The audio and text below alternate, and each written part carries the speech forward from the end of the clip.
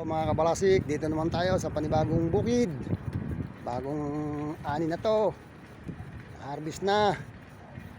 Natilyer na din. Malakalaki ang inaani nito.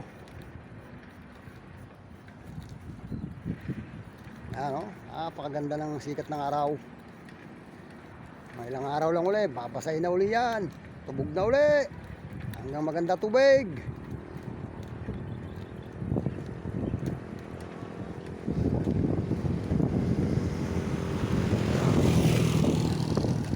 Yan po mga kabalasik.